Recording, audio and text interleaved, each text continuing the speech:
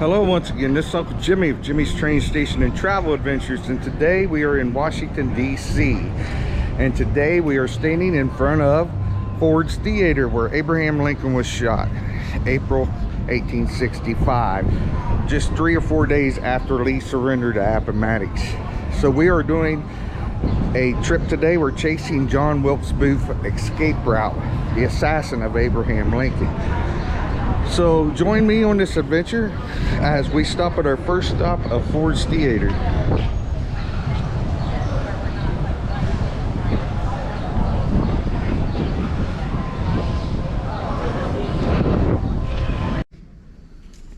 But we're also in charge of American history and preserving all these historic sites, including national battlefields, historic monuments, memorials. So who came the furthest to come see me today? What over here? California? One of the best states for national parks. You have some of the most beautiful national parks out there. Joshua Tree, Yosemite, yeah. What about anyone from the South Coast or South side? Southern states? Texas, all right. Texas, yeah, you got the LBJ historic site out there. As well as Big Ben. What about anyone else on the East Coast? Oh, we're not on the East Coast, but we're Oklahoma. Oklahoma. Okay, Oklahoma has some national park sites as well. Homestead, right? All right, well, yeah, if you have an opportunity, make sure, even with your home state, to go visit as many national park sites as possible. All right, so what we're going to do is I'm going to give you a quick sort of lecture about the history of the theater and the tragic events that happened April 14th of 1865. But I have to burst your bubble a little bit because this theater, while it is the actual place that it happened, it is not original. This is all a recreation. So these comfy chairs that you're sitting in, they are not the original seats that were here over 100 years ago. That would be pretty remarkable, but no, they're a little bit different. So after the assassination of Abraham Lincoln, the theater was actually seized by the government and immediately shut down because, well, there was a huge public outcry and a lot of people started to burn the building because they were very upset over the tragic events, and so they did not want to see this place exist anymore. And so that's when Mr. Ford sells it to the government and they essentially gut it and turn it into office space. So it's not going to be converted back into a theater until the 1960s. So in 1968, basically over 100 years after the war has ended and Abraham Lincoln passed, is when the theater is going to come back into being what it is today. But this is essentially what exactly it looks like. So when Abraham Lincoln came to the theater that night, this was not his first time here at Ford's. He had been here several times. However, when he came on that night, what happened 5 days prior? It was a really special time in American history. Everyone was celebrating for a certain reason. The war had ended, right? Yeah. So Lee had surrendered to Grant and Appomattox just 5 days prior. And so there was a lot of celebrations happening throughout the area. And Mr. Ford thought, Lincoln thought, hey, what a great time to celebrate myself. It would be good for the people to see me. And so he wanted to come to the theater. He sends a messenger that morning and alerts the staff that he was going to be coming. So they get really excited because it was Good Friday. And the ticket sales were not doing so well, so he knew that that was going to definitely drive up ticket sales by announcing that, and it definitely did. And so when he's like, I'm going to decorate the box special, because even though he had been here before, I want people to know exactly where Lincoln was going to be sat. And so a lot of people are curious as to why there's a portrait of George Washington there. And it's because there was no official presidential seal at the time. And so Mr. Ford just happened to have a portrait of George Washington in his possession. And he's like, hey, what a great way to mark a presidential box. And then he's going to send some staff members down to the Treasury building and he's going to get some flags. And then notice how this box has two. There's actually a partition right here, whereas this one, he makes it a little bit more spacious and opens up the box because there were two other patrons that were attending the performance with the Lincolns that night. And it was originally supposed to be General Grant. However, they had made previous plans, and so they couldn't attend. So it was Major Rathbone and his fiancee, Clara Harris. And so they would be the other attendants that were in the box.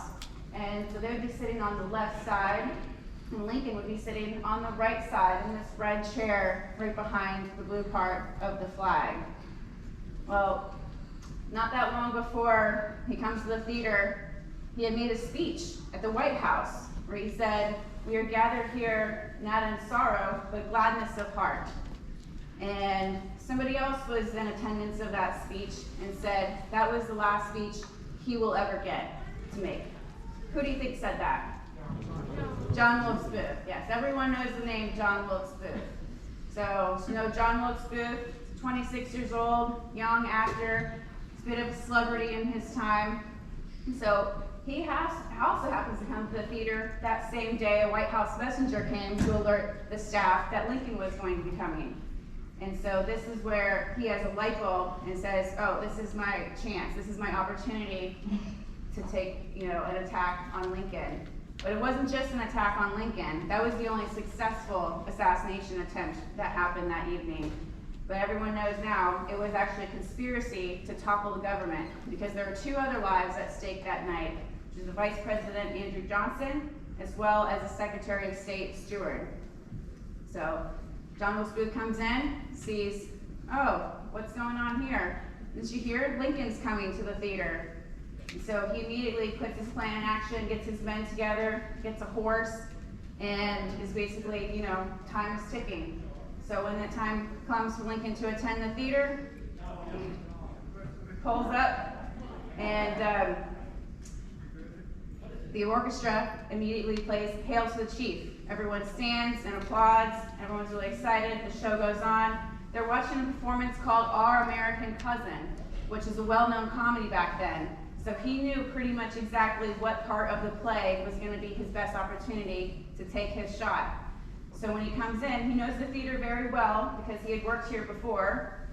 And so he gets someone to hold his horse out back. So right behind this stage is an alley where there's a back door where he had a horse waiting for him. And so as he comes to this theater, he goes up the stairs, and then he waits in this door. But there was no one really blocking the door. So what does he do? He shows the valet his calling card. Lincoln had set his bodyguard home for the night. Once they got to the theater, he was essentially, take the night off, enjoy yourself. And so he goes next door to the saloon to have a couple of drinks. So when the valet sees John Wilkes Booth coming, he assumes, oh, it's John Wilkes Booth. He's a well-known actor, he's a celebrity. Go right ahead. Didn't see that he was concealing any weapons on him, and didn't think that he would have any malice towards Lincoln. And for all he knew, maybe Lincoln invited him and wanted his attendance. So once John Wilkes Booth gets behind that door, he waits. And he waits for this particular laugh line, because he knew exactly when the entire theater was going to be erupted in laughter, and that was going to give him that 20-second, sort of moment of distraction. Now back then, the theater would hold up to 2,000 patrons. So we have this thing now called fire codes and other regulations that prevent, occupancy of, certain spaces. And so that's one of the differences of the theater now, is now it holds about 600. Well, back then, like I said, they would pack them in here. They had much different chairs back then, much smaller wooden portable chairs. And so there were over 1,400 people here the night Lincoln was assassinated. You can also imagine the third floor balcony, which is now just reserved for sound and lighting equipment, also had several people up there. And so that was definitely going to be a loud laugh, that people were going to be distracted. And so John Wilkes Booth waits for that laugh line, takes his shot, jumps over the balcony, onto the stage, yells, "Sic semper tyrannis," which is the Virginia state motto, meaning thus always to tyrants. So it harks back to Shakespeare. And then as he exits out the back door, he hops on his horse and hightails it out of town, where he's going to be tracked down 12 days later to a tobacco farm in Virginia, where he will be essentially surrounded by the cavalry and shot and killed there. So you'll learn about that once you go over to the Peterson house and see the aftermath exhibit, where it goes into sort of the funeral procession as well as what happened to John Wilkes Booth. But yeah, while we're here, you know, obviously the theater is going to be extremely chaotic at the time once they realize what had happened. So Dr. Charles Leal happened to be in the theater, so he was immediately carried up to the box and he inspects Lincoln. And at first they thought he had been stabbed because John Wilkes Booth had that dagger in his hand when he jumped on the stage and yelled. And so when he realizes, oh no, it was a head wound, because it was a single shot Derringer that he had as a murder weapon, he realized this wound is fatal. So why did he have that dagger with him? Well, that was what he used to stab Major Rathbone, and he was trying to be apprehended because he knew that there were other attendants in the box. So he knew once he shot Lincoln that he might need to have a backup ready to go in case he was apprehended, which he was. So once they realize that wound is fatal, they immediately take him to the closest bed that they could find, which happened to be a boarding house across the street. It was a private residence, but it was also the most respectful place for a sitting president to pass, since the White House would have been too far of a journey to make it there. But, so, you guys have any questions before we end? Anyone, anything I didn't go over?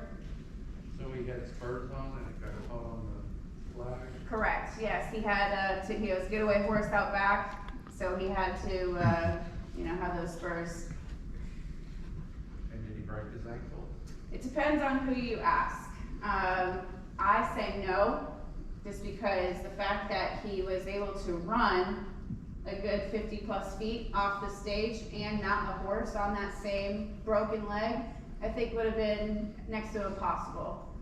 So what he does do in his getaway route is fall off his horse at some point, which was, you know, a pretty common injury back then, and that's also what he tells Dr. Mudd when he got there. Whether or not to incriminate him, who knows, but I think he broke it after the fact. Any other questions? Yeah.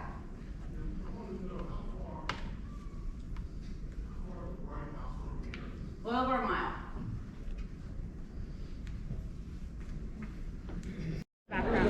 So we're still here in Ford's Theater getting a closer look.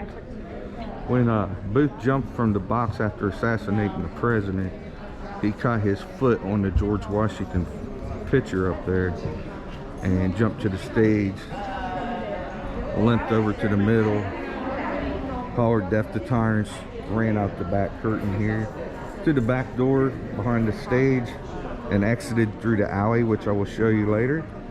For now, we are going to go over to the actual house where Abraham Lincoln's body was carried and where he passed away.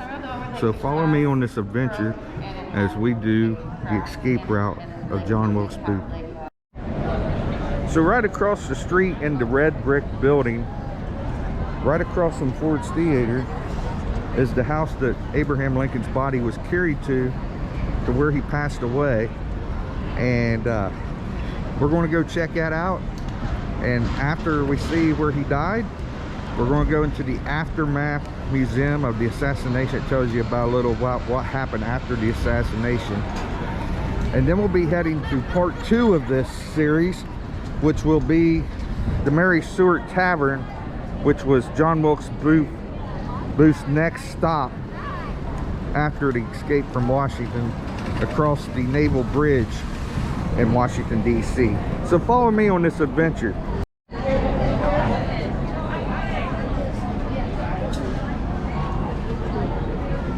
We let 15 people in at a time because that's what the elevator holds. And I also closed this door to help preserve the air conditioning. Okay, no problem. So I'll be back in a moment. Okay. Yep. So we're getting ready to go into the actual house where Lincoln died April 15th at 7:22 a.m. The front parlor of this is where the Mary Todd spent his wife spent most of her time, because she was in the room with Lincoln but had to be moved to the front room because she was so hysterical. And so Lincoln and some of his staff, Stanton was here, stayed with him, and until he passed away and his body was moved over to the playhouse. So follow me on this adventure as we get ready to enter and see where President Lincoln died.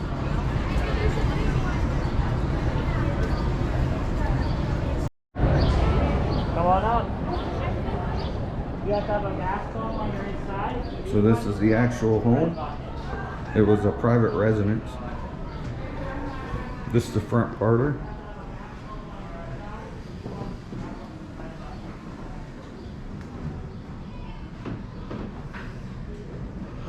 It says in this bedroom, Secretary War Stanton held several cabinet meetings, interviewed witnesses, and ordered the pursuit of the assassin.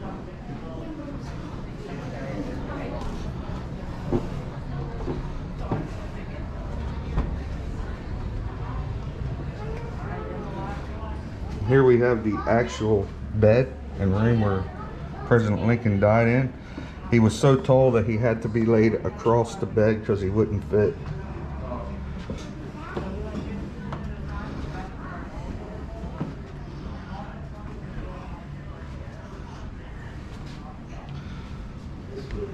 Alright, we'll be going downstairs to the museum of the aftermath of the chase of John Wilkes Booth, so follow me. So we're in a replica of the funeral train cart that took Lincoln's body to Springfield, Illinois after it was viewed in Washington, D.C.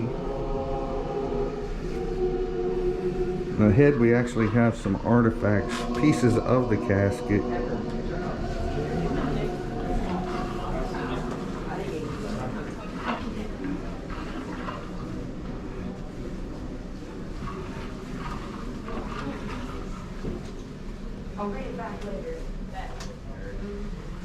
And these are some of the actual pieces of material from the casket.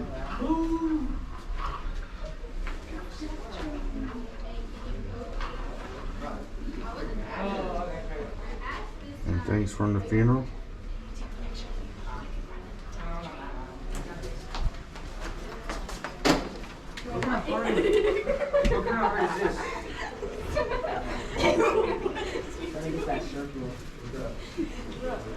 And like I said, after fleeing Ford's Theater,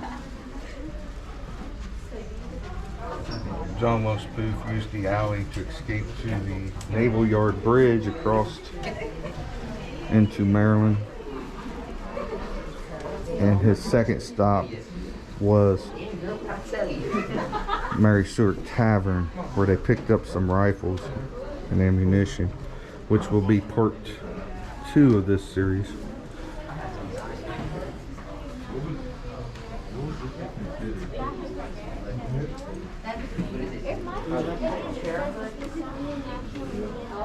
It's a little presentation of the Garrett barn. And if we peek through the hole, we'll see John Wilkes Booth.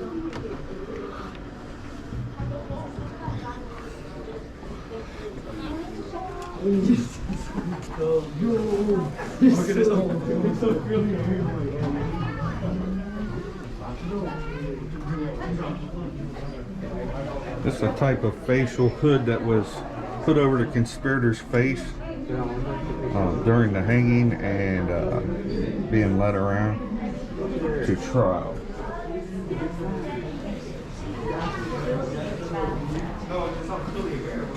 Okay, sorry. Do you have me in there? No. Because I was not trying to be in your picture. Sorry, like, it doesn't matter if you're in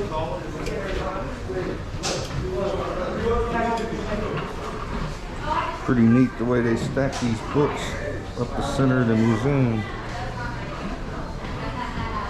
And there's a picture of some of the conspirators being hung on the wall here. The one with the umbrella being held over her head was Mary Stewart, first female executed in the United States.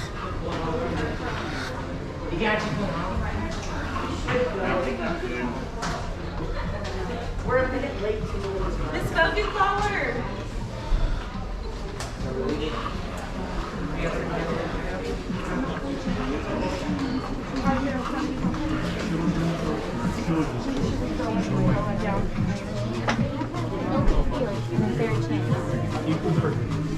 Excuse me.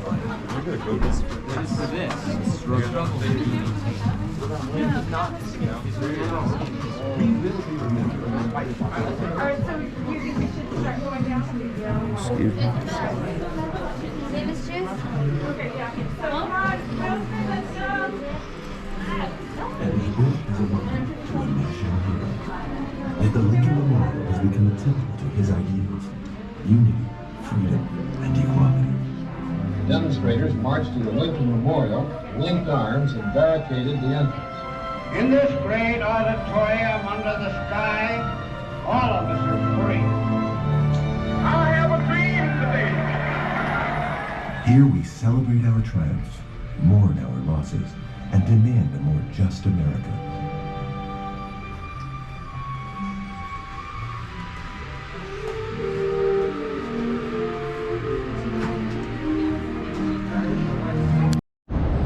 So we are in the exact alley that Booth escaped from Washington on horseback.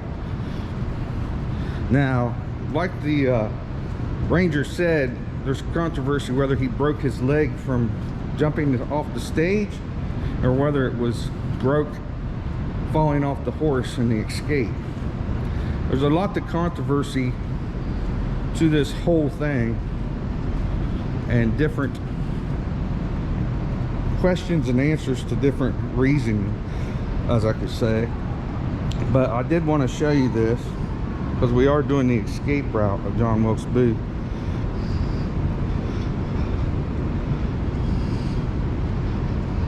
Now right here we are standing in back of Ford's Theater, which is straight ahead. So he would have went straight down this alley to the left, or to straight ahead. I'm not sure. You know, the building that's there now on 901 East Street Northwest probably definitely wasn't there, so it could have been a straight shot, or he could have turned in this alley. I believe it's this alley called the Escape Alley where he turned left on horseback. But here we are standing in the back of Ford's Theater.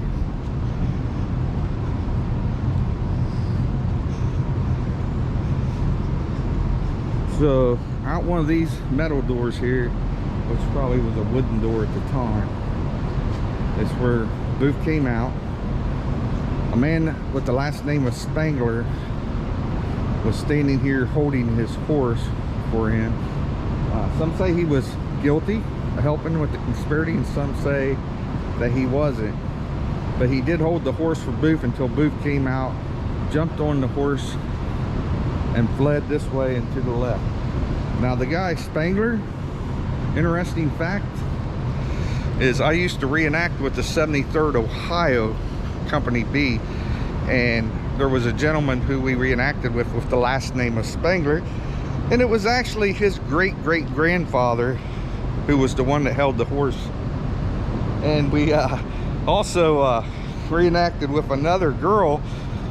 Her name was Amy Booth, and she was a direct descendant of the Booth family. So interesting fact, small world. But from here, this will do it for this video vlog of part 1 of Booth's escape route. Next stop will be part 2, which will be another weekly vlog, and we're stopping at the Surrey Tavern, which was the second stop of John Wilkes Booth's escape route. So I hope you're enjoying this. This will be a weekly vlog until we finish, and we'll, the last one will be at his actual grave site in Baltimore, Maryland. And then there will be another episode after that where I will talk about the possibility of a conspiracy where John Wilkes Booth might have actually survived the escape and lived for another 40 years in Texas under the alias of John St. Helen. Yeah, it sounds weird, but wait till you see the evidence and you can judge for yourself. So this might be a 3 or 4 week series, so stay with me and enjoy this. I'm enjoying it. It's been on my bucket list, and it's one of the things I wanted to do. So This is Uncle Jimmy, Jimmy's Train Station and Travel Adventures. In the meantime, if you haven't subscribed to my channel, please hit the subscribe button. Helps my channel grow. It's absolutely free. It doesn't cost anything. Just hit the little red box with the white arrow in this video and subscribe. Please give it a thumbs up, a like. Feel free to leave comments and suggestions of other things you'd like to see in the near future. Until then, again, this is Uncle Jimmy, Jimmy's Train Station Travel Adventures. Goodbye. Hello once again, this is Uncle Jimmy with Jimmy's Train Station and Travel Adventures. And this is part 2 of our series of chasing John Wilkes Booth and his escape route. We are at our second stop, which is the Surratt House and Tavern, which was built in 1852. Now, after Booth escaped from Washington, whether his leg was broke from jumping off of the balcony at Ford's Theater, or he fell off the horse, his leg was broke at this time. Along with his accomplices, he stayed on his horse the whole time they were here and never went inside the tavern. But his accomplices went in and got rifles and ammunition. So follow me on this second part 2 of chasing John Wilkes Booth at the Surratt House and Tavern Museum. Follow me. All right, so we're at the Surratt Tavern House Museum. I thought it cost, but it's a $5 donation, but it is free admission. I'll show you this. Here's a little history here. It says Surratt Tavern, owned and operated by the ardently pro-Southern Surratt family. The building was used by Confederate agents as a safe house during the Civil War. Built in 1852, the structure was a tavern, hostelry, and post office. Surratt's son, John Jr., a Confederate courier, came into contact with actor John Wilkes Booth in the fall of 1864. Booth planned to kidnap President Abraham Lincoln, and Surratt was to help convey Lincoln to Richmond. The tavern was served as a wait station during the kidnapping. Weapons and supplies were secreted here. In December of 1864, Surratt's mother, Mary E. Surratt, rented out the tavern and moved to her other home, H Street in Washington. Booth visited there often, and 2 of the conspirators boarded with her briefly. Eventually, the kidnapping plan turned into assassination. Then after Booth shot the president on April 14, 1865, he accompanied David A. Harold and came directly here to retrieve weapons the conspirators had stashed earlier. They arrived at midnight, fleeing from Washington, then headed south toward the hamlet of TB. Mrs. Surratt's tenant here later gave damaging testimony that sent her to the gallows on July 7, 1865. Like I said, she was the first woman executed by the federal government. Her son fled to Canada and then to Europe, but was arrested by federal agents, returned to Maryland, was tried and acquitted, and moved to Baltimore. So after we were right here, after fleeing DC from Ford's Theater, was the second stop. The next stop we're going to do on part 3 is Dr. Mudd's house, which I'm going to film next week, and that'll be part 3. I'm not sure how much I'm going to do the escape route from there, but we will visit Dr. Mudd's grave too, and he's buried in St. Mary's Church and Cemetery just below his house. We might get to the pine thicket, I'm not sure, so bear with me. I want to do this right and take my time and do the escape route. But this is a picture of John Wilkes Booth here. Picture of Mary Surratt. And of course this is Dr. Samuel Mudd, which we will be visiting next week. So follow me and we'll continue this adventure. We're walking up here to the Surratt House and Tavern.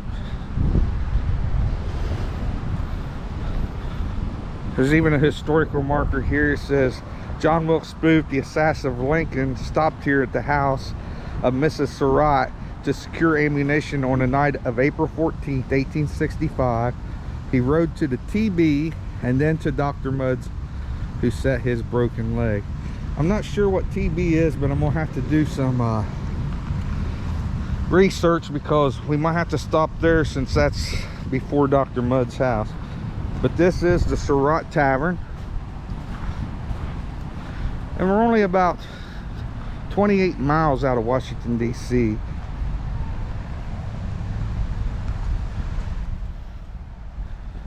So we're gonna go inside the Surratt Tavern and see what we can learn. But like I said, when Booth arrived here, since his leg was broken, he did stay on his horse while his accompaniments went inside and got ammunition.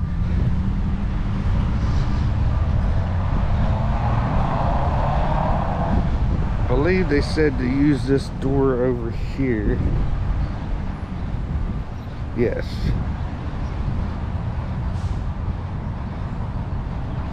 So we'll go ahead and walk inside. It's locked.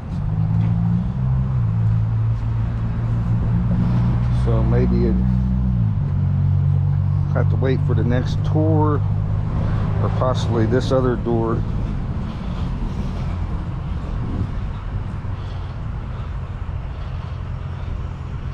Just possibly already doing the tour, and that might be where the door is locked.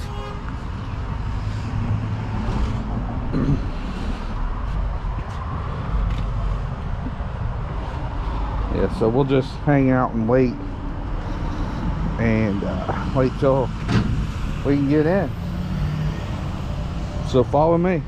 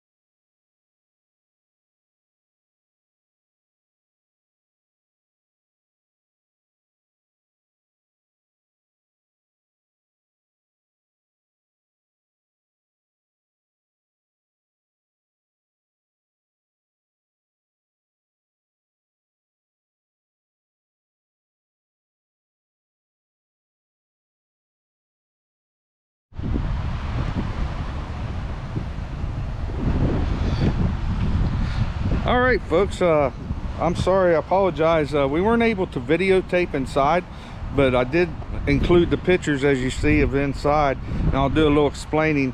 The bedroom with the bed in it, the full bed, was Mary Surratt's bedroom. The tavern part, it was, as we come in, was actually the tavern and post office of the Surratts, and we're in Surrattsville, Maryland, by the way. It's named after the Surratts. Now upstairs in that last room that we visited with the little hidden door that goes down into the attic is where the guns were hidden when Booth and his accomplices came here to get the guns. They were only here 7 minutes. It's said that Booth didn't even go into the house because of his broken leg. So this is the end of part 2. Part 3 will begin at Dr. Samuel Mudd's house where John Booth had his leg set. And like I said, this might be a 2, 3, 4 part series. I'm not quite sure how I'm going to do it yet, but I am going to continue. It'll go through a couple weeks probably. So in the meantime, go out and have your own adventures and enjoy life. And please subscribe to this channel. If you're watching this, all you gotta do is hit the little red box with the white arrow on this video. It's absolutely free. It helps support my channel, helps it grow. Feel free to give it a like, thumbs up. Feel free to leave comments, suggestions of other things you'd like to see.